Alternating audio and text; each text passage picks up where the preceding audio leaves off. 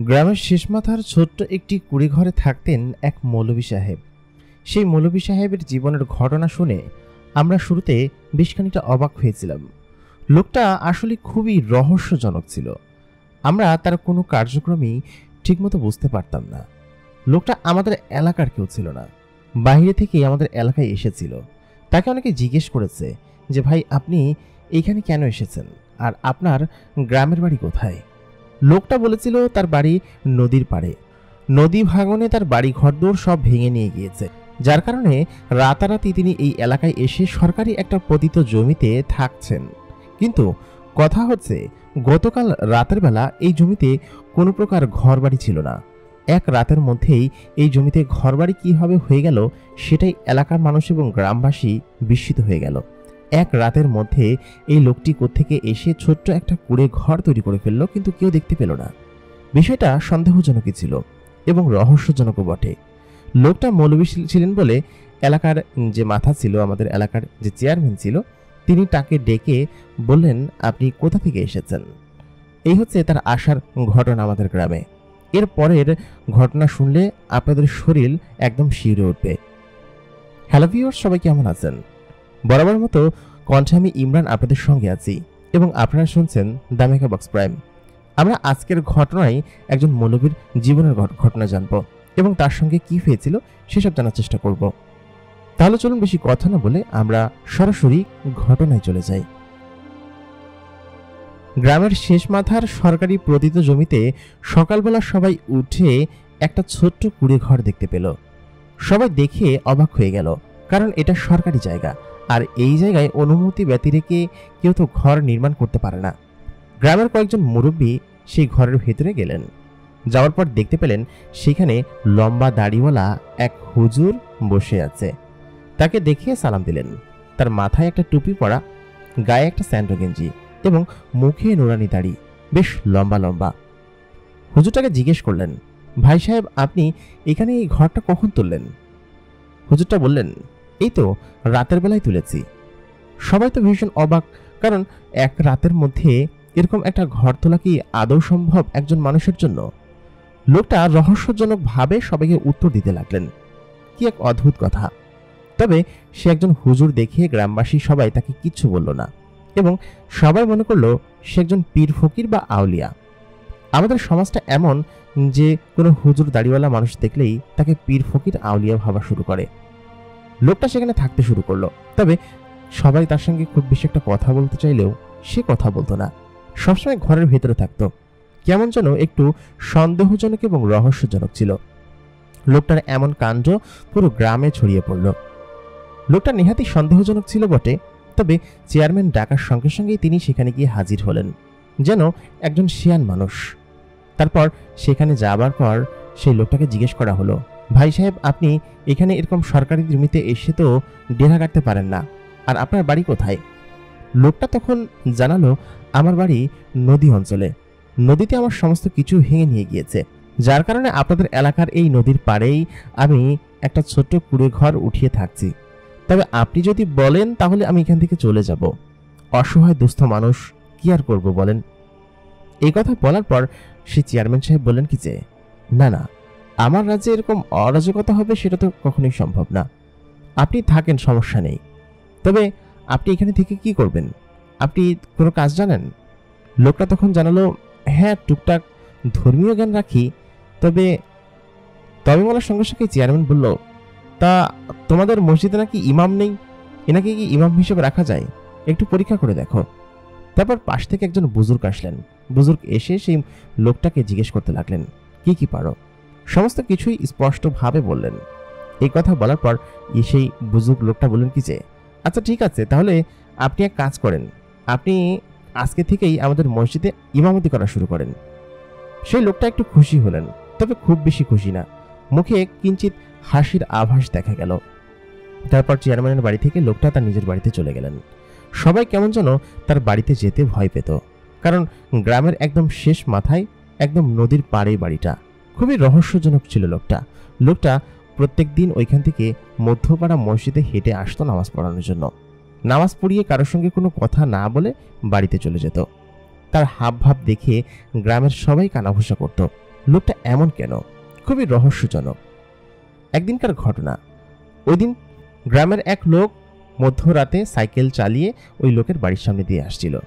হঠাৎ করে তিনি দেখতে পেলেন তার বাড়ির ভেতরে চকচক করে কিছু একটা জ্বলছে, লাইটের আলোর মতো।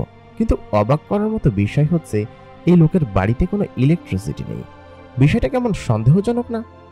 লোকটা সাইকেল থেকে নামলেন, নেমে তার বাড়ির দিকে উকি মারতেই দেখলেন সেই লোকের কুড়ে ঘরের মধ্যে থেকে একদম তারার মতো একটা আলো ঝিকিমিকি এবং জলজল করছে। লোকটা ভীষণ ভয় পেয়ে সাইকেলটা ফেলে সেখান থেকে চিল্লাতে চিল্লাতে চলে আসলেন। হুজুর সম্ভবত বাইরে এসেছিল। বাইরে এসে লোকটার সাইকেল তার বাড়ির ভেতরে ঢুকিয়ে সে তার নিজের মতো করে সেদিন ঘুমিয়ে পড়েছিল। পরের দিন সেই গ্রামবাসী এসে গ্রামের সবাইকে জানিয়েছে যে হুজুরের বাসায় কারেন্ট আছে এবং তার কাছে বড় লাইট আছে। গ্রামের কোথাও কারোর কাছে ওই সময়টাতে এত বড় লাইট ছিল না, খুব বেশি আলো হতো। আর গ্রামে কারেন্টের পরিমাণ খুব কম ছিল, কম বাড়িতে বিদ্যুৎ ছিল। যে সময়কার ঘটনা, সেই সময় গ্রাম ছিল অত্যাধিক অনুন্নত। সময়কাল 1994 কি 95 সাল হবে। ওই সময়ের গ্রামীণ ব্যবস্থা কেমন থাকতে পারে সেটা আপনাদের নিশ্চয়ই জানা। মৌলভী সাহেবের এমন আচরণে সবাই কেমন যেন তার দিকে সন্দেহর চোখে তাকাতো। এই ঘটনার 3 থেকে 4 দিন পরের ঘটনা ঘটে মসজিদের মধ্যে। ফজরের নামাজ পড়ার জন্য সবাই মসজিদ দিকে আসতে থাকে। একজন একটু দ্রুতই চলে এসেছিল আজান দেওয়ার একটু আগে।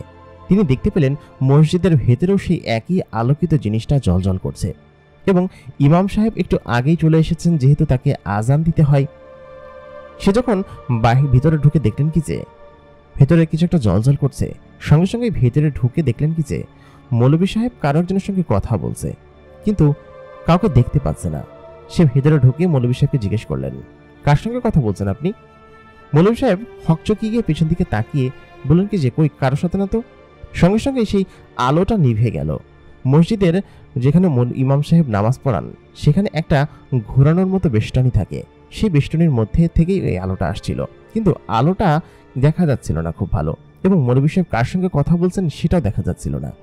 আস্তে আস্তে গ্রামের মধ্যে ছড়িয়ে পড়ল যে মৌলভী সাহেব হচ্ছেন একজন কামেল পীর এবং তার অলৌকিক ক্ষমতা আছে। সে দৈব শক্তি সম্পন্ন একজন মানুষ। এরকম করে গ্রামে গঞ্জে তার সুনাম ছড়িয়ে পড়ল। তিনি একজন নদী ভাঙনের লোক এবং নদী ভাঙনের জন্য এখানে এসেছে সেটা সবাই বুঝে ফেলল যে সে কেন এসেছে। আল্লাহ তাআলা হয়তো তাকে পাঠিয়েছেন। একটা সময় আমাদের এই দেশে লাল সরুর যুগ ছিল, ঠিক তেমনটাই ঘটল। মৌলভী সাহেবকে সবাই যেন ফেরেশতা মানা শুরু করলেন। দূর দূরান্ত থেকে মৌলভী সাহেবের কাছে বিভিন্ন জিনিস আনতেন এবং চিকিৎসার জন্য ভিক্ষা চাইতেন। বলতেন কি যে আমাকে ঠিক করে দিন, বা আমি একটা মান্যত করেছিলাম, সেই মান্যতের ছাগল আপনাকে দিয়ে গেলাম। এরকম দেখতে দেখতে সপ্তাহ দুয়েকের মধ্যে মৌলভী সাহেবের বাড়ির পাশে আরেকটা বাড়ি উঠল। মৌলভী সাহেবকে সবাই যেন একজন কামেল পীর ভাবতে শুরু করলেন। সবাই ভাবতে লাগলেন তিনি সবকিছুই পারে। এমনটা হওয়ার একটা বিশেষ কারণ আছে, সেটা হচ্ছে 2 সপ্তাহ আগের সেই ঘটনা। একজন লোক মৌলভী সাহেবের কাছে এসেছেন তার কুষ্ঠরোগীর শিশুকে নিয়ে। সেই শিশুর গায়ে বিভিন্ন ধরনের পোকামাকড় ধরেছে এবং পচে পচে যাচ্ছে। শিশুটা কিছুদিনের মধ্যে হয়তো মারা যাবে। আর ওই সময় গ্রামের মানুষের এতটুকু সচেতনতা বোধ ছিল না যে তাকে হাসপাতালে নিয়ে গিয়ে চিকিৎসা করাবে, আর টাকা পয়সা তো থাকার বিষয়। মৌলভী সাহেবের কাছে আসার পর তিনি একটা টোটকা দিলেন। 1 সপ্তাহের মধ্যে সেই টোটকা লাগানোর সঙ্গে সঙ্গেই তার সেই শরীরের ঘা অনেকটা সেরে আসলো। ব্যাস, এই ঘটনার পর থেকেই তিনি যেন একদম বিশ্ব ফেমাস হয়ে গেলেন। তার কাছে সবাই বিভিন্ন সময় নানান ধরনের রোগ বালাই সমস্যা নিয়ে আসতো। অনেকে আবার মান্যত করত, যদি তার ছেলের রোগ ঠিক হয়ে যায় তাহলে সে একটা ছাগল দান করবে, সে একটা ভেড়া দান করবে। এরকম করেই সে এক প্রকার প্রভাব বিস্তার করতে শুরু করলো ওই গ্রামের মধ্যে। সঙ্গে সঙ্গে চেয়ারম্যান বিষয়টা পর্যবেক্ষণ করলো এবং বুঝতে পারলো যে এই লোকের সঙ্গে যদি থাকা যায় তাহলে তার লাভ আছে, জনগণের সহানুভূতি পাওয়া যাবে। তিনি তাই করলেন, সেই লোকটাকে সাপোর্ট করা শুরু করলেন। লোকটা দেখতে দেখতে কয়েকদিনের মধ্যেই কেমন যেন হয়ে উঠলেন। আমার বয়স তখন 18-19 বছর।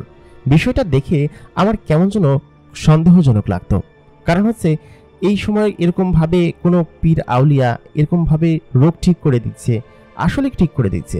কারো যদি কোনো কালা জ্বর হয়, বাত জ্বর হয়, সঙ্গে সঙ্গে তিনি ঠিক করে দেন। কোনো ওষুধপাতি লাগলে সেটাও ঠিক করে দেন।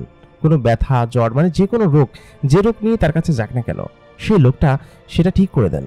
আসলে কি এই লোকের মধ্যে কোনো বিশেষ ক্ষমতা আছে? সেটাই আমরা বুঝতে পারছিলাম না। আর আমি এবং আমার বন্ধু কয়েকজন মিলে বিষয়টি নিয়ে একটু পর্যবেক্ষণ করতে শুরু করলাম। চিকিৎসা বিজ্ঞান অনেকটা এগিয়ে গিয়েছে, কিন্তু ইনি শুধুমাত্র জড়িবুটি এবং গাছপালা দিয়ে কিভাবে মানুষের চিকিৎসা করছেন সেটাই বুঝতে পারছি না। ইনি কি কোনো আয়ুর্বেদ ডাক্তার? সম্ভবত হতে পারে। শুরুতে লোকটাকে ভীষণ ভালোই লাগতো, কারণ একটু রহস্যজনক ছিল। আমার আবার এইসব জিনিসগুলো খুব ভালো লাগতো। তবে আস্তে আস্তে আমার সন্দেহর তালিকা বাড়তে শুরু করলো সেদিন থেকে, যেদিন আমি লোকটাকে গভীর রাতে ঘর থেকে বেরিয়ে নদীর পাড়ে যেতে দেখলাম এবং নদীর পাড়ে গিয়ে খেয়া পার হয়ে নদীর ওই পাশে গিয়ে একটা জঙ্গলের ভেতরে ঢুকে পড়তে দেখলাম। বিষয়টা দেখে আমার একটু সন্দেহ জাগলো। শুরুর কয়েকদিন ভেবেছিলাম হয়তো তিনি রাতের বেলা কোনো জড়িবুটি আনতে ওই পাশে যান। তবে আমার সন্দেহ সেদিনকে শুরু হলো যে তিনি এই গভীর রাত্রেবেলায় কেন যান, দিনের বেলা কেন যান না? তার জন্য তো দিনের বেলা সহজ হবে, তাই না? কারণ রাত্রেবেলা যাওয়াটা তো একটু রিস্কি। নদীর ওই পাড়ের জঙ্গলটা ছিল বেশ খানিকটা ডেঞ্জারাস। আর আমাদের এই অঞ্চলে নদীর ওই পাড়ের ওই ইসের মধ্যে শিয়াল, হায়না এবং মাঝে মধ্যে সুন্দরবনের ওই অঞ্চল থেকে বাঘও উঠে আসতো। বিষয়টা আসলে রহস্যজনক নয়। নদীর ওই পাড়ে কেউ যায় না। আমি এবং আমার বন্ধুরা শুরুর কয়েকদিন দেখেছি, কিন্তু বিষয়টা সন্দেহজনক ভেবে আমি এবং আমার এক বন্ধু বললাম কি যে আমরা এই লোকটাকে ফলো করব, লোকটা কোথায় কোথায় যায় সেটা আমরা দেখব। আর আমি তখন ইন্টারমিডিয়েটে পড়ি। চিকিৎসার এই বিজ্ঞানের যুগে লোকটা কিভাবে এরকম ফু দিয়ে চিকিৎসা করায় সেটাই আমি বুঝতে পারলাম না। আর তার এসবের সোর্স কি, আমার আসলে এসবে বিশ্বাস হতো না। লোকটা যেসব কাণ্ড করতো, আমি একজন শিক্ষিত মানুষ হিসেবে ওই সময়ে বিষয়টা আমার কাছে খটকা লাগতো। তারপর আমি ভাবলাম যে এই লোকটার পিছু নিব। লোকটা দেখলাম কি যে ঘর থেকে বেরিয়ে গেল। তখন রাত্রি 11:30 হবে। এত রাতে গ্রামের সম্পূর্ণ মানুষের এক ঘুম দেওয়া হয়ে গিয়েছে। আমরাও ঘুমিয়ে পড়ি। তবে আমরা আজকে জেগে থাকলাম। তারপর আমি এবং আমার সেই বন্ধু সেই লোকটার পিছু নিতে শুরু করলাম। দেখলাম লোকটা গুটি গুটি পায়ে হেঁটে যাচ্ছে। খানিকটা দূরে যাবার পর সে একটা নৌকায় উঠলেন। এই নৌকাটা এখানে সবসময় বাঁধা থাকে, কিন্তু এইখানে দিনের বেলা তো কোনো নৌকা দেখতে পাই না। রাতের বেলা এই নৌকাটা কোত্থেকে আসে সেটাই আমাদের মাথায় ঢুকছে না। কারণ এই জায়গাটা হচ্ছে কি সব থেকে সরু এবং ঘন জায়গা। এই জায়গায় মানুষজন খুব একটা যাতায়াত করে না। দিনের বেলা ভূত এবং ভবিষ্যৎ যাতায়াত করে। এই লোকটা যেদিক দিয়ে এসেছেন একদম ভিটার মধ্যে দিয়ে এরকম একটা জায়গায়, আমরা অবাক হয়ে গেলাম। তারপর সেই লোকটা সেই বোটটা দিয়ে সেই নৌকাটা দিয়ে নদীটা পার হয়ে অপোজিট সাইডে গেলেন। যাওয়ার পর আমরাও অপোজিট সাইডে যাবার পর দেখতে পেলাম তিনি ওই পাশে গিয়ে মুহূর্তের মধ্যে গায়েব হয়ে গেলেন। রাতটা ছিল জ্যোৎস্না রাত, তার জন্য সমস্ত কিছু স্পষ্ট দেখতে পাচ্ছিলাম। আমরা তার খেয়া পার হতে পারবো না, তাই না? যার কারণে আমরা ওইখান থেকে চলে আসলাম। কারণ খেয়া পার হওয়াটা তো আমাদের কাছে সম্ভব নয়, আর আমাদের কাছে কোনো নৌকাই নেই যে আমরা খেয়া পার হব। যাই হোক, ওই দিনকে আমরা চলে আসলাম। পরের দিন ভাবলাম আবারও তার সঙ্গে পিছু পিছু যাব। পরের দিন আমি এবং আমার সেই বন্ধু তার পিছু পিছু যাওয়া শুরু করলাম। কিন্তু আজকে কেমন যেন লোকটা বারবার ফিরে ফিরে পিছনে তাকাচ্ছিল, আর আমরা গাছের আড়ালে লুকিয়ে পড়ছিলাম। একবার তো প্রায় দেখেই ফেলার কায়দা। তারপর আমি এবং আমার সেই বন্ধু তার পিছু করতে শুরু করলাম। পিছু করতে করতে আবার সেই নদীর ধারে আসলাম। দেখলাম লোকটা নদীর সেই খেয়াটা নিয়ে ওই পাশে চলে গেল। আমি আমার বন্ধুকে বললাম, না, এরকম হবে না, আমাদের আরেকটা খেয়া নিতে হবে, আর না হলে উনি আসার আগেই এই খেয়ায় ওই পাশে পার হতে হবে। হয়তো উনি আসার আগেই আমাদের ওই পাশে যেতে হবে, তবে এই খেয়ায় তো যেতে পারবো না। আমাদের আরেকটা নৌকা লাগবে, অন্য কোনো সাইড দিয়ে একটা নৌকা ব্যবস্থা কর। আমি এই কথা বলার পর আমার সেই বন্ধু বলল, আরে নৌকার ব্যবস্থা হয়ে যাবে। আমার আব্বার বন্ধু ওই যে সুজন কাকা, ওনার তো নৌকা আছে, চাই নিয়ে যাবো, সমস্যা নেই। যেমন কথা তেমন কাজ। আমি এবং আমার বন্ধু সুজন কাকার সেই বাড়িতে গেলাম। গিয়ে বললাম কি যে কাকা, রাত্রেবেলা আমাদের একটু নৌকাটা লাগতো। কাকা বললো, কি করবি? আমি বললাম কি যে কাকা, আমরা একটু মাছ ধরতে যাবো নদীতে, অনেকদিন যাই না তো, তুমি যদি না যাও তাহলে নৌকাটা আমাদের ধার দাও। সুজন কাকা বললেন কি যে ঠিক আছে, তবে রাত্রেবেলা কিসের জন্য? সুজন কাকার এই কথা শুনে আমরা হকচকিয়ে গেলাম। বললাম কি যে আরে কাকা, রাত্রেবেলা মাছ বেশি ওঠে, আর এখন জ্যোৎস্নার টাইম না, দেখি কিছু ওঠে নাকি, তোমার অর্ধেক দিব না, ঠিক আছে? তারপর সুজন কাকা রাজি হয়ে গেলেন। বললেন কি যে আচ্ছা ঠিক আছে, ঘাটে আছে, নিয়ে যাইস। সুজন কাকার বাড়ি ঘাটের ধারেই। আমরা সন্ধ্যার দিক নৌকার কাছে চলে আসলাম। সন্ধ্যা বলতে তখন 7টা-8টা বাজে, আর গরমের সময় ছিল যেহেতু 7টার পরপরই সন্ধ্যা হতো। আমরা 8টা পর্যন্ত সুজন কাকাদের বাড়ির ওই ঘাটেই বসে থাকলাম। তারপর 9টা নাগাদ আমরা নৌকাটা ছাড়লাম। নৌকা ছেড়ে ওই পাশটাই আমরা নৌকাটা বাঁধার পর আমরা হাঁটতে হাঁটতে সেই জায়গাটায় পৌঁছে গেলাম যে জায়গাটায় কিনা ওই হুজুরের নৌকা বাঁধা ছিল। আমি এবং আমার সেই বন্ধু দূরে গাছের আড়ালে বসে আছি সেই লোকটা আসার জন্য। মশা কামড়ে আমাদের দুজন একদম পা হাত পা ফুলে যাচ্ছে। আমার বন্ধু বলল কি যে উনি হয়তো আজকে আসবেন না, চলো আমরা বাড়িতে চলে যাই। আমি বললাম উনি শিওর আসবেন, আমার বিশ্বাস বলে যে উনি জঙ্গলের ভেতরে নিশ্চয়ই এমন কিছু করেন যার কারণে তাকে সবাই এরকম পীর আউলিয়া ভাবে। কয়েকদিন আগের ঘটনা তোর মনে নাই? আমার মাথায় অন্য কিছু একটা ঘটছে, তুই হয়তো সেটা বুঝতে পারবি না। আমি ছোটবেলা থেকেই একটু বেশি মেধাবী ছিলাম। অন্য মানুষের মাথায় যা না ঘুরতো আমার মাথায় তার থেকে বেশি কিছু ঘুরতো, যার কারণে লোকটার সাথে সন্দেহ করার বিশেষ কিছু কারণ আছে আমার কাছে। সেই কারণগুলোর মধ্যে একটি হচ্ছে লোকটার বাসায় কোনো লাইট আমি দেখতে পাইনি, কিন্তু লাইট জ্বলে কিভাবে, আর মসজিদের মধ্যে আর সে হাত ঘুরিয়ে কিভাবে, মানে কি সব কিছু করে আমি বুঝতে পারি না। এই সমস্ত কিছুর পিছনে নিশ্চয়ই কোনো রহস্য লুকিয়ে আছে এবং সেই রহস্য এই জঙ্গলের মধ্যে আছে। আমি ওইখানে বসে থাকতে লাগলাম। খানিকক্ষণ বাদে দেখলাম কি যে সেই লোকটা দূর থেকে আসছে। তবে অবাক করার মতো একটা বিষয় হচ্ছে লোকটা আসার আগ পর্যন্ত ওখানে কোনো নৌকা ছিল না। লোকটা যেই আসলেন ঠিক তখনই একটা নৌকা আমরা ওইখানে দেখতে পেলাম। কিন্তু আমরা তো এতক্ষণ বসে আছি, কোনো নৌকা তো আমরা দেখতে পেলাম না। হঠাৎ করে নদীর ওই পারে নৌকাটা কোত্থেকে আসলো? তখনও জ্যোৎস্না পুরোপুরিভাবে কাটেনি, ফুল মুন আজকে, এত চমক একদম পরিষ্কার দেখা যাচ্ছে চমকপ্রদভাবে।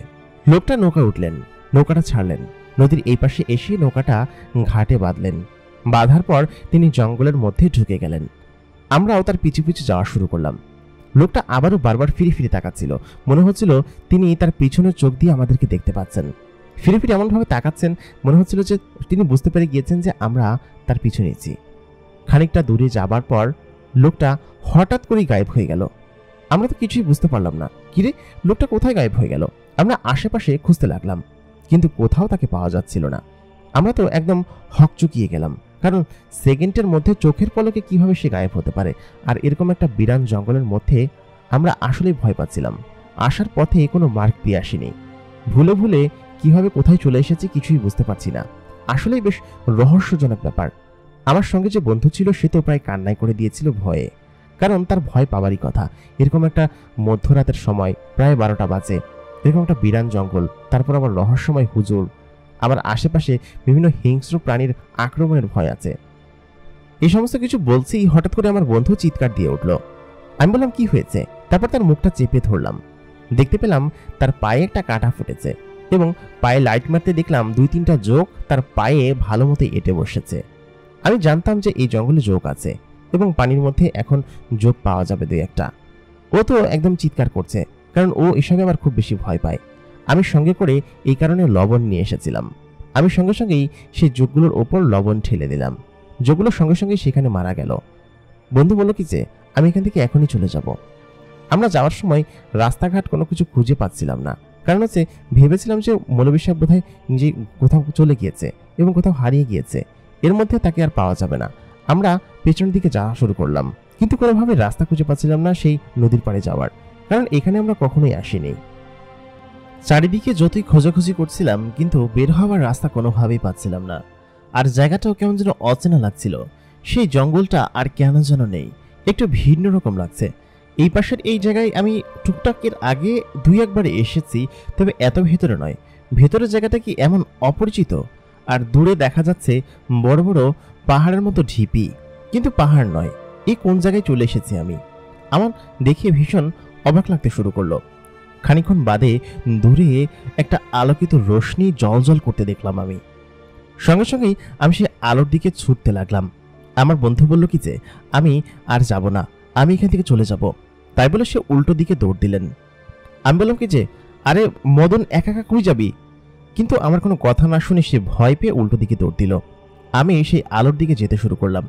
খানিকক্ষণ বাদে সেই আলোটার কাছাকাছি যখন আসলাম, আমি দেখতে পেলাম আমাদের সেই মৌলভী সাহেব ওইখানে দাঁড়িয়ে আছেন এবং তার পাশে জল করছে এরকম একটা মানুষ দাঁড়িয়ে আছে। মানুষটার উচ্চতা প্রায় 6 ফিটের কাছাকাছি হবে এবং সেটাকে দেখতে বোঝা যাচ্ছে না যে এটা কেমন মানুষ, তবে তার গা দিয়ে যে আলো ঝরে পড়ছে এবং খুব বেশি আলো চারিদিকে ছড়িয়ে পড়েছে সেটা বোঝা যাচ্ছে। আমি সঙ্গে সঙ্গে তার কাছে এগিয়ে গেলাম। এগিয়ে গিয়ে দেখতে পেলাম মৌলভী সাহেব সেখানে দাঁড়িয়ে আছেন।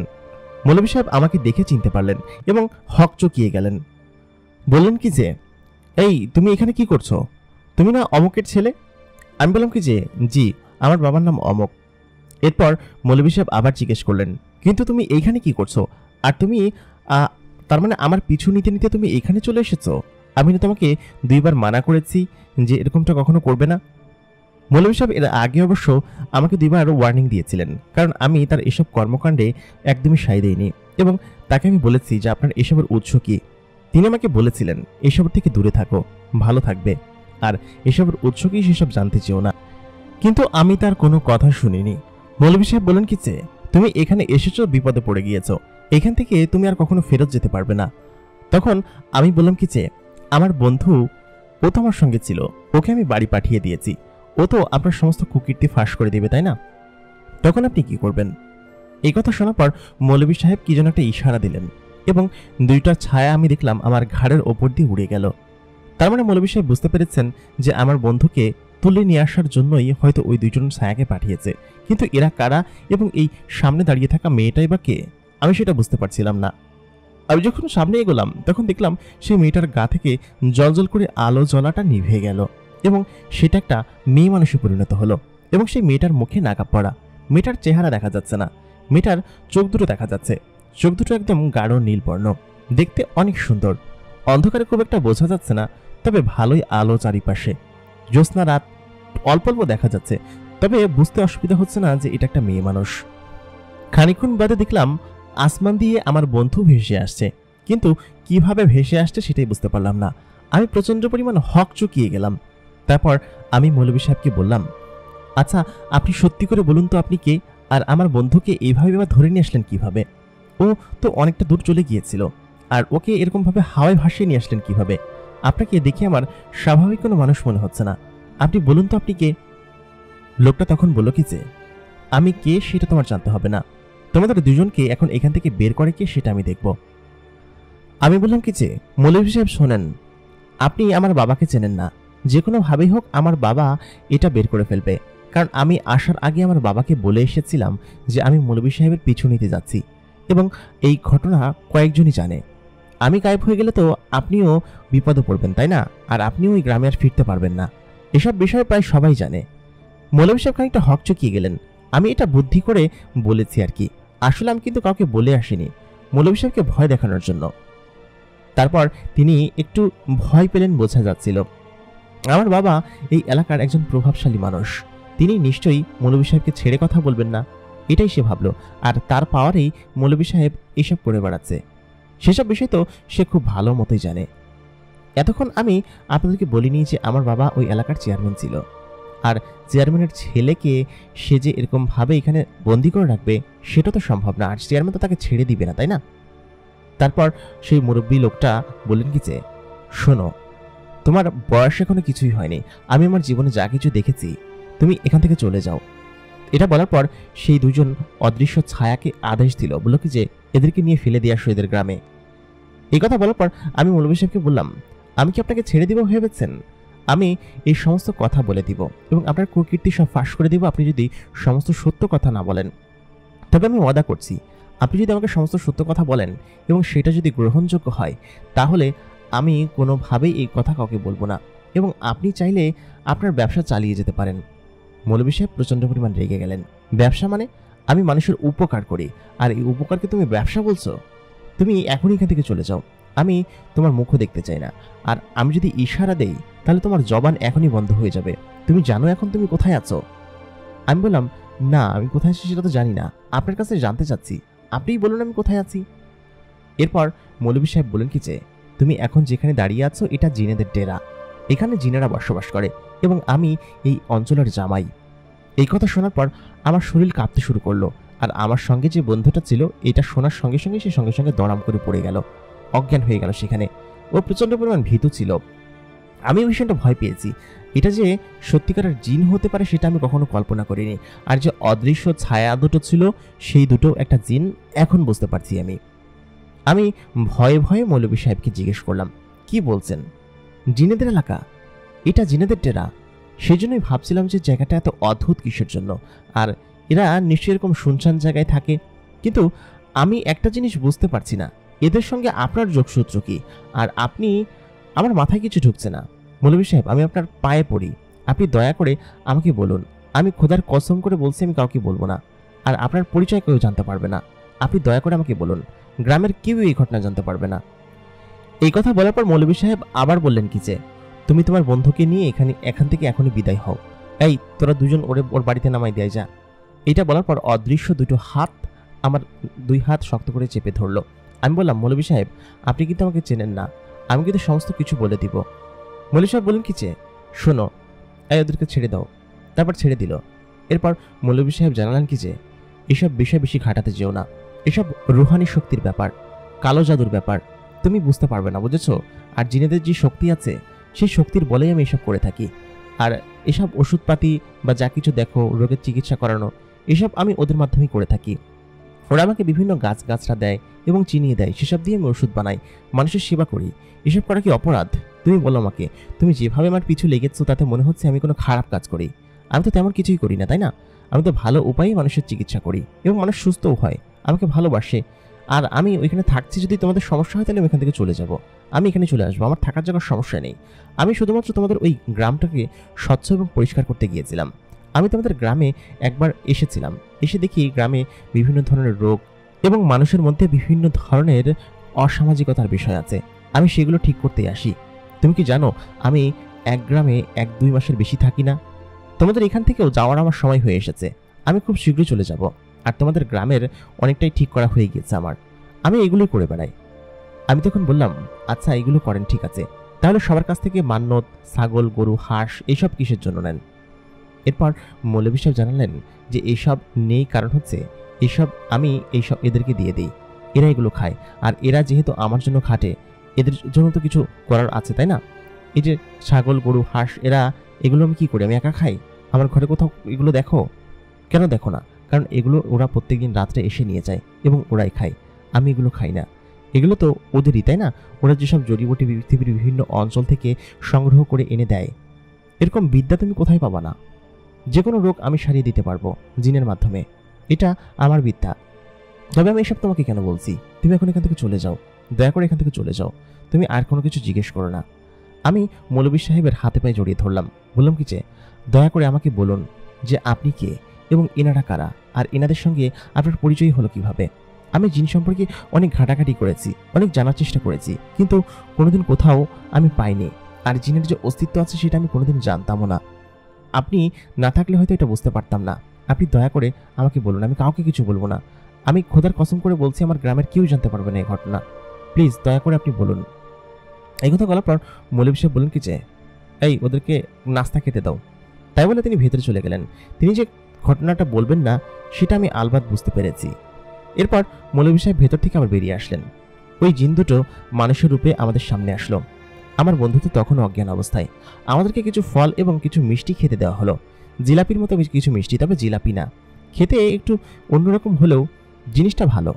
আমি খেতে শুরু করলাম।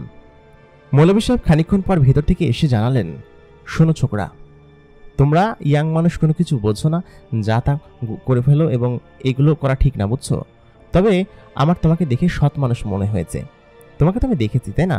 আর তুমি কি মনে করেছো যে তুমি আমাকে ফলো করো? আমি তোমাকে ফলো করি না। তুমি যে প্রথম দিন থেকে আমাকে ফলো করছো সেটা আমি ভালো মতোই জানি।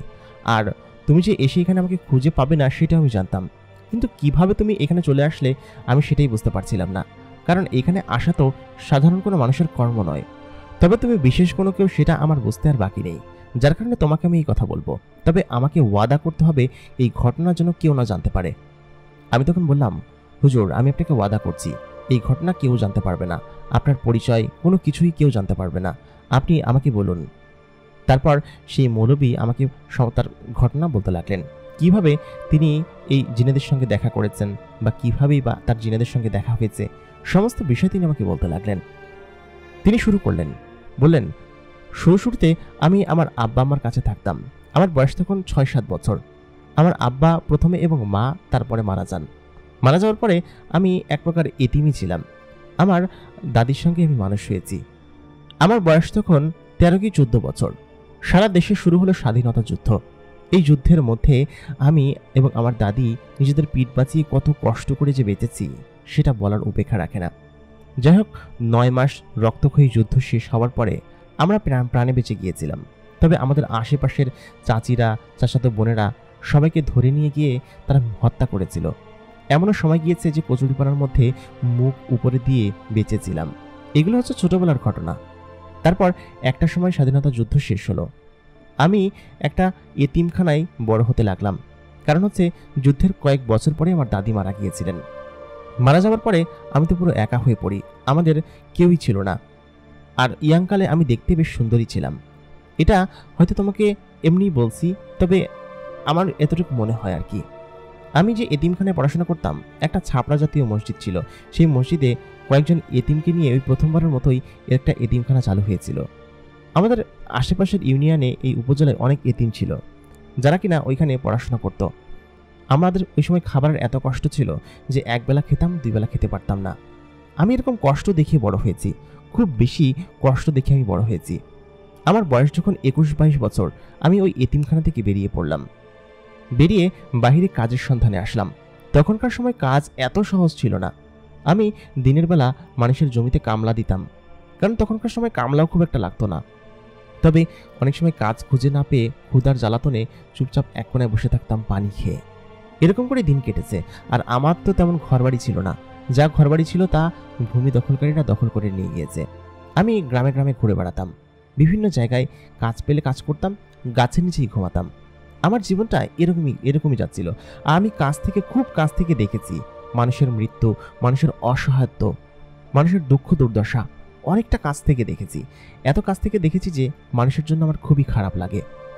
তারপর আমি এরকমভাবেই গ্রামে গঞ্জে ঘুরে বেড়াতে লাগলাম। হঠাৎ করেই এক রাতের ঘটনা। আমি মসজিদের বাহিরে বসে, যে মসজিদে আমি নামাজ পড়েছিলাম, মসজিদটা খুবই সুন্দর এবং আমার দেখে পছন্দ হয়েছে বলে ভেবেছিলাম যে আজকে এই মসজিদের বারান্দায় আমি ঘুমাবো। আমার আবার অনেকটা সময় অভ্যাস ছিল যে ক্ষুধার জ্বালাতনে অনেক সময় মধ্যরাতে ঘুম ভেঙে যেত। তখন আমি গলা ছেড়ে দিয়ে কোরআন তিলাওয়াত করতাম, অনেক সময় গজলও গাইতাম। কারণ দুঃখ দুর্দশার এই জীবনে আর কি বা আছে। আমার বয়স তখন 21-22 বছর। এরকম একটা পরিবেশে আমি বড় হয়েছি। বুঝতেই পারছো কত কষ্ট করে বড় হতে হয়েছে আমার। এরপর আমি ওই রাতের বেলা ওই মসজিদের বাহিরে বসে কণ্ঠ ছেড়ে দিয়ে কোরআন শরীফ তিলাওয়াত করতে লাগলাম। খানিকক্ষণ বাদে আমি একটা জিনিস দেখে অবাক হয়ে গেলাম। দেখলাম আমার আশপাশ দিয়ে একটা বিড়াল হাঁটাহাঁটি করছে। বিড়ালটা দেখতে বেশ মায়াবী, খুব ভালোভাবে তাকে দেখা যাচ্ছে। কারণ তখনও জ্যোৎস্না রাত ছিল, ঠিক আজকের মতো। আজকে যেরকম জ্যোৎস্না রাত, আজকে থেকে বেশ কয়েক বছর আগের ঘটনা। তারপর সেই বিড়ালটা আমার আশপাশে ঘুরঘুর করতে লাগলো। আমি সেখান থেকে উঠে পড়লাম, কারণ বিড়ালটাকে দেখে আমার ভয় লাগছিল। আমি সঙ্গে সঙ্গে মসজিদের ভেতরে ঢুকে গ্রিলটা লাগিয়ে আমি সেখানে শুয়ে পড়লাম। এই অঞ্চলের মসজিদটা ছিল পাকা, যার কারণে আমি মসজিদের শোয়ার সঙ্গে সঙ্গে ঘুমিয়ে পড়লাম। পরের দিন সকালবেলা উঠে আমার সেই বিড়ালটার কথা মনে হতে লাগলো। কিরে ভাই, এরকম একটা বিড়াল আমার আশপাশ দিয়ে ঘুরঘুর করছিল কিসের জন্য? আর সে যখন এখানে ছিল, খুব চমৎকার একটা ফুলের সুঘ্রাণ আসছিল। কিসের সুঘ্রাণ বলতে পারবো না, তবে সুন্দর একটা সুঘ্রাণ আসছিল। এর 2 দিন পরের ঘটনা। সেম ওইরকম ওই এলাকায় আমি ছিলাম এবং ওইখানে ছিলাম, কারণ ওইখানে থাকলে টুকটাক খাবার খাওয়া যেত এবং টুকটাক কাজও পাওয়া যেত। ফ্রিতে খাবার খাওয়াবার কাজ, এরকম কাজ কেই বা ছাড়ে, তাই না? আমি ওইখানেই থাকতে লাগলাম। 2 দিন পরে আমি সেম একই ঘটনা আমার সাথে ঘটলো। আমি মসজিদের ওইখানেই থাকতাম। আমি দেখতে পেলাম ওই একই বিড়ালটা আমার আশপাশ দিয়ে ঘুরঘুর করছে এবং তার গা দিয়ে খুব চমৎকার সুঘ্রাণ আসছে। সেটা আমি ওই দিনকে বুঝতে পারলাম যে এই ফুলের সুঘ্রাণটা তার মানে এর কাছ থেকেই আসছে। এ কার বিড়াল? আমি সঙ্গে সঙ্গে সেই বিড়ালটাকে কোলে তুলে নিলাম। বিড়ালটা আমার দিকে মায়াবী দৃষ্টিতে তাকিয়েছিল এবং সে আমার দিকে কেমনভাবে তাকিয়ে আমার কোলের ভিতরে বসে আছে। আমার আবার বিড়াল পশু পাশে এগুলো খুব ভালো লাগতো।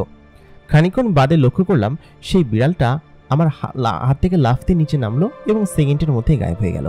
আমার পিলে চমকে যাওয়ার মতো অবস্থা। এত দ্রুত একটা বিড়াল কিভাবে গায়েব হয়ে যেতে পারে? আর সে সাদা একটা বিড়াল ছিল। যাই হোক, এরকম করে আরো 2-3 দিন কেটে গেল। আমাদের ওই এলাকার এক বুজুর্গ ছিল, তিনি আমাকে সমস্ত কিছু জিজ্ঞেস করলেন এবং বললেন, তুমি কি এই মসজিদের খাদেমের দায়িত্ব পালন করতে পারবে? আজান দিবে, মসজিদে দেখাশোনা করবে, মূল যে ইমাম আছে তার সঙ্গে কাজ করবে। তিনি আমার সমস্ত পরীক্ষা নিলেন। আমি মোটামুটি কোরআনের হাফেজ, এতিমখানায় পড়াশোনা করেছি, সব কিছুই জানি। তিনি এটা শুনে অবাক হলেন, বললেন, কি তুমি একজন কোরআনের হাফেজ? এটা আগে বলোনি কিসের জন্য? তোমাকে তো আগেই আমি নিয়োগ দিতাম। আমাদের উত্তরপাড়া মসজিদের জন্য একজন ইমাম লাগবে। আমি বললাম, আমি বলিনি, কারণ ভয় পেয়েছিলাম, যদি আপনারা কিছু মনে করেন। এটা বলার পর সেই লোকটা বললেন কি যে, আরে মনে করার কি আছে, আমাদের উত্তরপাড়া মসজিদের জন্য একটা ইমাম খুঁজছি। এই গ্রামে দুইটাই মসজিদ, এই মসজিদের ইমাম তো আছে, কিন্তু ওই মসজিদের ইমাম আমরা খুঁজে পাচ্ছিলাম না। আপনি যদি কিছু মনে না করেন তাহলে ওইখানে আপনি নামাজ পড়াতে পারেন।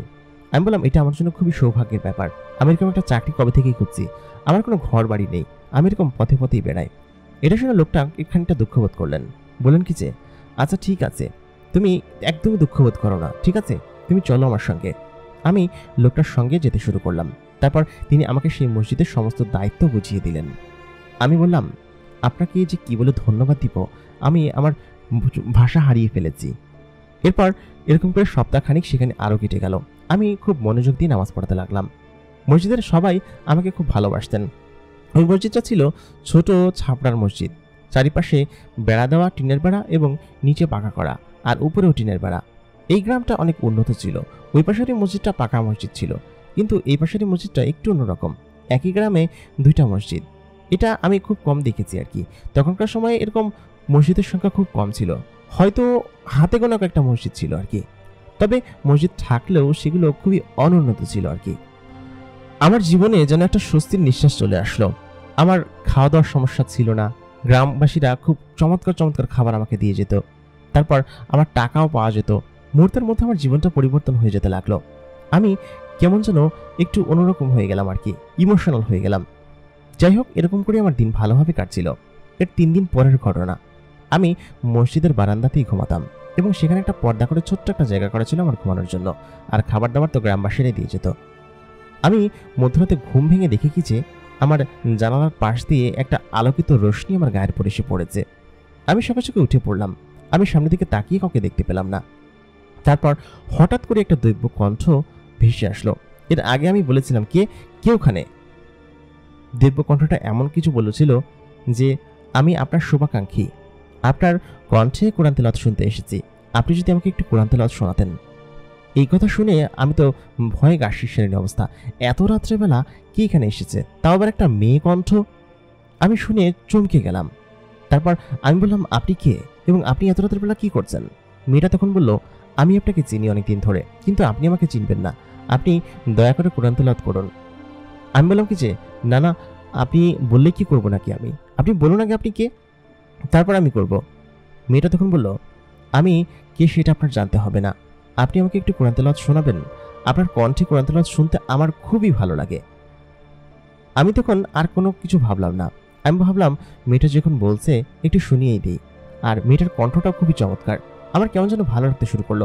মনের মধ্যে একটা অন্যরকম অনুভূতি জাগ্রত হতে শুরু করলো, কারণ এর আগে কোনো মেয়ে মানুষের সঙ্গে এরকমভাবে কথা বলিনি। আর মেয়ের এত সুন্দর কণ্ঠওয়ালা মেয়ে মানুষটা আমি কখনো দেখিইনি। আমি জোরে কোরআন তেলাওয়াত করতে লাগলাম। বেশ খানিকক্ষণ তিলাওয়াত করার পরে আমি বললাম কি যে, এখন তো আপনার পরিচয় দিন, কারণ ওই যে মেয়ে মানুষ দেখে আমার মাথা হুঁশ নেই, কারণ এর আগে তো কোনোদিন কোনো মেয়ের সঙ্গে কথা বলিনি আমি, আর আমার এটা প্রথমবার আর কি। আমি এক্সাইটমেন্টে ঠিকই কোরআন তেলাওয়াত শুনে দিলাম। মেয়েটা তখন বলল, মার্শাল্লাহ, খুবই ভালো, আপনার কণ্ঠে আমি কোরআন তেলাওয়াত শুনতে আমি আগামীকালকে আবার আসবো। আপনি এখানেই তো থাকেন তাই না? আমি বললাম যে, জি এখানে থাকি, কিন্তু আপনার পরিচয়টা দিয়ে গেলেন না। আমি বাইরের দিকে তাকিয়ে দেখলাম কোনো কণ্ঠস্বর আর সেখানে নেই, আর এতক্ষণও কাউকে দেখা যাচ্ছিল না। সম্ভবত আড়ালে দাঁড়িয়ে কথা বলছিল। আমি আগামীকালকের জন্য আবার অপেক্ষা করতে লাগলাম, আগামীকাল কখন আসবে এবং আমি তার সঙ্গে কথা বলবো। আগামীকাল আসছিলই না যেন। সারাদিন টুকটুক করে সময় কাটছিল। আমি এপাশ ওপাশ করে প্রাতঃভ্রমণ করে প্রায় রাত চলেই আসলো। এশার নামাজ পড়ে আমি মেয়েটার জন্য অপেক্ষা করতে লাগলাম, কারণ বিষয়টা আমার কেমন যেন ভালোই লাগছিল। তবে আমি যে ঘুমিয়ে পড়েছি কখন নিজেও বলতে পারবো না। হঠাৎ করেই মধ্যরাতে আমার ঘুম ভেঙে যায় মেয়েটার কণ্ঠে আমাকে ডাকতে থাকে, এই যে শুনছেন, আপনি কি ঘুমিয়ে পড়েছেন? আমি সঙ্গে সঙ্গে লাফ দিয়ে বিছানা থেকে উঠে পড়ি। তারপর আমি বললাম কি যে, হ্যাঁ, কিন্তু আপনি আপনি এসেছেন? মেয়েটা তখন বলল, কেন, আমার জন্য বুঝি অপেক্ষা করছিলেন? আমি বললাম কি যে, "উম, না না, ঠিক তা না।" তারপর মেয়েটা একটু হেসে বলল কি যে, আমি জানি যে আপনি আমার জন্য অপেক্ষা করছিলেন। এখন শুরু করুন, আপনার কণ্ঠে কোরআন তেলাওয়াত শুনতে এসেছি। আমি বললাম কি যে, আচ্ছা ঠিক আছে, তবে আপনি কি ভেতরে আসতে পারেন না? মেয়েটা তখন জানালো, না, আমি ভেতরে আসতে পারি না, আমাকে বাইরে দাঁড়িয়ে শুনতে হবে। আপনি বলুন। আমি জোরে জোরে কোরআন শরীফ তেলাওয়াত করতে শুরু করলাম। প্রায় আধা ঘন্টার মতো একটানা তেলাওয়াত করলাম। তারপর মেয়েটা মুচকি হেসে বলল কি যে, মাশাল্লাহ মাশাল্লাহ, কি চমৎকার গলা আপনার, আপনার এই গলায় এত প্রেমে পড়ে গেলাম আমি। আমি যেন আমার মুখের মধ্যে যেন সাগর বয়ে যাচ্ছিল। জীবনে প্রথম প্রথম কোনো মেয়ে আমাকে এতবার তারিফ করছে, আর আমি এসব দিয়ে ভেবে তো আসলে অবাক হয়ে যাচ্ছি। আর মেয়েটার গা থেকে যে আলো ঝরছিল সেটা প্রথমবার দেখা যায়, কিন্তু পরবর্তীতে আর দেখা যায় না, হঠাৎ করে গায়েব হয়ে যায়। আমি বললাম কি যে, আচ্ছা এবার তো আপনার পরিচয় দিন। মেয়েটা তখন বলল কি যে, না না, আমার পরিচয় দেওয়া যাবে না, তবে আমি প্রত্যেকদিন আসবো আপনার কণ্ঠে কোরআন তেলাওয়াত শুনতে, ঠিক আছে? আমি বললাম কি যে, ঠিক আছে, তবে আমি আগামীকাল থেকে ফ্রিতে শোনাবো না, আপনি যদি আমার একটা শর্ত রাখেন তাহলে আমি আপনাকে শোনাতে পারি। মেয়েটা তখন বলল, কি শর্ত? আমি বললাম, কালকে থেকে আপনি ভেতরে এসে আমার পাশে বসে শুনবেন, অথবা আমি বাইরে এসে আপনার সঙ্গে বসে আমি শোনাবো। যদি ওর শর্তে রাজি থাকেন তাহলে আমি কালকে শোনাতে পারি। মেয়েটা তখন বলল, দেখা যাবে। তাই বলে সে সেখান থেকে গায়েব হয়ে গেল। আমার এত বেশি ভালো লাগছিল যে বলে বোঝাতে পারবো না। জীবনে প্রথম কোনো মেয়ে আমাকে এরকমভাবে তারিফ করছে, আমার কাছে খুবই মজা লাগতে শুরু করলো। পরের দিন আবার হওয়ার পরে আমি আবারও ঘুমিয়ে পড়লাম, কারণ আমার ঘুম ছিল বেশ গাঢ়, শোয়ার সঙ্গে সঙ্গে ঘুমিয়ে যাই। আর রাতের বেলা গ্রামের অঞ্চলের ওই টাইমে ঘুম খুব তাড়াতাড়ি চলে আসতো। আবার অনেক সময় গরমের কারণে ঘুমাতেও পারতাম না, তবে ওই সময়টা গরম ছিল না, একটু ঠান্ডা ঠান্ডা পরিবেশ ছিল, যার কারণে আর মসজিদের খোলা পরিবেশের মধ্যে ঘুমাতে খুব ভালো লাগতো। আমি ঘুমিয়ে পড়লাম। আবার মেয়েটা আমাকে আবার ডাক দিলেন, বললেন কি যে, এই যে শুনছেন, আপনি কি ঘুমিয়ে পড়েছেন? আমি বললাম কি যে, না না, আমি ঘুমোইনি, আমি আপনার জন্য জেগেছিলাম। মেয়েটা যখনই আসে সেই সুঘ্রাণটা আমি পাই, যে সুঘ্রাণটা সেদিনকে বিড়ালের গা থেকে পেয়েছিলাম। কিন্তু অদ্ভুত করার বিষয় হচ্ছে কি, এই সুঘ্রাণটা এই মেয়েটা আসলেই কেন আসে? তাহলে কি বিড়ালটা আশেপাশে কোথাও আছে? আমি বিড়ালটাকে খুঁজতে লাগলাম। মেয়েটা তখন বলল, কি ব্যাপার, কি খুঁজছেন, কাউকে খুঁজছেন? আমি বললাম, একটা বিড়াল। মেয়েটা তখন বলল, বিড়ালটা তো এখানে নেই, বিড়ালটা বাহিরে আছে। আমি বললাম, ও, ওই বেটা তাহলে ওইখানে? মেয়েটা বলল, তাই বলে সে আমাকে ইশারা দিল। তার হাতটা আমি দেখতে পেলাম, হাতটা এত চমৎকার এবং সুন্দর। আমি বললাম, মার্শাল্লাহ, আপনার হাত তো খুবই সুন্দর। মেয়েটা তখন বলল, আমার হাত কিভাবে দেখলেন? তবে আমি হাত দেখাচ্ছি, সমস্যা নেই, আমি আপনার জন্য একটা জিনিস নিয়ে এসেছি। আমি বললাম, কি জিনিস নিয়ে এসেছেন? মেয়েটা তখন তার হাতটা বাড়িয়ে দিল জানালা দিয়ে। আমি দেখতে পেলাম একটা সুন্দর বক্স আর কি, তবে বক্সটা কিসের সেটা বুঝলাম না, সম্ভবত কোনো কাঠের বক্স হবে। আমি বক্সটা খোলার সঙ্গে সঙ্গে দেখতে পেলাম ভেতরে নানান রকমের মিষ্টি। তুমি যে মিষ্টিগুলো খাচ্ছ এই মিষ্টির মতোই আরো অনেক ধরনের মিষ্টি। আমি দেখে বললাম, বাহ, খুব সুন্দর তো, এগুলো কোত্থেকে এনেছেন? মেয়েটা তখন জানালো, কোথা থেকে এনেছি সেটা জানতে হবে না, তবে আপনার জন্য নিয়ে এসেছি, আপনার সুন্দর কণ্ঠে মুগ্ধ হয়ে আপনার জন্য ছোট্ট একটি গিফট। আমি বললাম কি যে, আচ্ছা ঠিক আছে, ধন্যবাদ আপনাকে, আপনি আমার জন্য কষ্ট করে নিয়ে এসেছেন এত কিছু। 2-3 দিন কথা বলে আমি মেয়েটার প্রেমে পড়ে গিয়েছিলাম, কারণ ওই যে আমি বললাম না, আমি এর আগে কোনোদিন কোনো মেয়ে মানুষের সঙ্গে কথা বলিনি, আর তার সঙ্গে তো আমি এখনো দেখাই করিনি। যদি দেখা করি তাহলে তো আমি হার্ট ফেলই করবো, তাই না? মেয়েটা আমাকে আরেকটা প্যাকেটে গিয়ে দিলেন। আমি বললাম, এর ভিতরে কি আছে? মেয়েটা তখন বললেন, খুলেই দেখুন না। আমি সঙ্গে সঙ্গে অবাক হয়ে গেলাম। সেই প্যাকেটের মধ্যে খুবই সুন্দর একটা আতর এবং সাথে একটা জামাটা দেখতে খুবই সুন্দর। মেয়েটা নিশ্চয়ই নোটিস করেছে যে আমি ছেঁড়া একটা জামা পরে থাকি, দেখে মনে হচ্ছে জামাটা বেশ দামি। আমি সঙ্গে সঙ্গে প্রায় কান্নাই করে দিলাম। বললাম কি যে, আজ পর্যন্ত আমাকে এত সমীহ বা সমদর কেউই করেনি, আপনিই হয়তো প্রথম যে আমাকে মিষ্টি এনে খাওয়াচ্ছেন, এরকম সুন্দর একটা দামি কাপড় উপহার দিলেন। আমি সত্যি আজকে খুবই খুশি, আপনাকে আমার সত্যি খুব দেখতে ইচ্ছে হচ্ছে। মেয়েটা তখন জানালো, আপনি আসলে খুব ভালো একজন মানুষ এবং খুবই নেক এবং সৎ, আপনাকে দেখে আমার ভালো লেগেছে, যার কারণে প্রত্যেক দিন আপনার কাছে আসি আপনার সঙ্গে কথা বলার জন্য। আমি এরকম মানুষ আসলেই কখনো দেখিনি, যদিও আমার জীবনে আমি মানুষের সঙ্গে খুব কম মিশেছি, তবে যাদের সঙ্গেই মিশেছি তারা খুবই ধূর্ত এবং শয়তান টাইপের হয়। আমি দেখেছি এর আগেও অনেকবার দেখেছি, কিন্তু আপনার সরলতা এবং মায়ার মুগ্ধতায় আমি যেন মুগ্ধ হয়ে গিয়েছি। আমি আপনাকে একটা কথা বলতে চাই। আমি বললাম কি যে কি কথা? মেয়েটা তখন জানালো, আমি আপনাকে পছন্দ করে ফেলেছি, আপনাকে কেন যেন আমার ভালো লাগে। এই কথা বলার পর আমি খানিকটা সাহস পেলাম। আমি বললাম কি যে আপনাকেও আমার খুব ভালো লাগে। মেয়েটা তখন বলল, আমাকে না জেনে না দেখেই? আমি বললাম, আপনিও তো আমাকে না জেনে না দেখে। মেয়েটা তখন বলল, আমি আপনাকে সে শুরু থেকেই চিনি। আপনি কোথায় যান, কি করেন, আপনার বাবা মা বা আপনি যে এতিম, আপনি কোথায় বড় হয়েছেন, আপনি কি ছিলেন, কি হয়েছেন বা কি আছেন, সমস্ত কিছুই জানি। আর আপনার মনে যে অনেক দুঃখ সেটাও আমি জানি। তবে আমি আসার পর মনে হয় আপনার মনে কোনো দুঃখ থাকবে না। আপনাকে আমি পছন্দ করি। মেয়েটির কথা শুনে আমি আসলেই হতভম্ব হয়ে গেলাম। সে আমার সম্পর্কে এত কিছু কিভাবে জানে আমি আসলেই বুঝতে পারছি না। আর সে যে আমাকে পছন্দ করে, আসলেই তো সে আমাকে দেখেছে, কিন্তু আমি তো তাকে দেখিনি। আমি তখন মেয়েটিকে বললাম, দেখুন, আমি আপনাকে না দেখেই পছন্দ করি। আপনাকে আমার ভালো লাগে। আপনি আমার জন্য যা করেছেন, আমার জীবনে কোনোদিন কেউ আমার জন্য এতটা করেনি। এটাই আপনার শুকরিয়া জানাচ্ছি। মেয়েটি আমাকে বলল কি যে, মানুষ যে এত সহজ সরল হয় সেটা আপনাকে না দেখলে বুঝতে পারতাম না। আমি বললাম কি যে, আচ্ছা ঠিক আছে, আপনি দয়া করে আমার সামনে আসুন, আমি আপনাকে দেখতে চাই। আপনি আমার সামনে আসলে আমি খুশি হব। তারপর মেয়েটি বলল কি যে, না না, আজকে না, অন্য কোনো একদিন, আজকে আমাকে যেতে হবে। তাই বলে সে এখান থেকে চলে গেলেন। আমি মিষ্টিটা মুখে দিয়ে আসলে হতভম্ব হয়ে গেলাম। এত চমৎকার স্বাদের মিষ্টি আমি আমার জীবনে কোনোদিন খাইনি।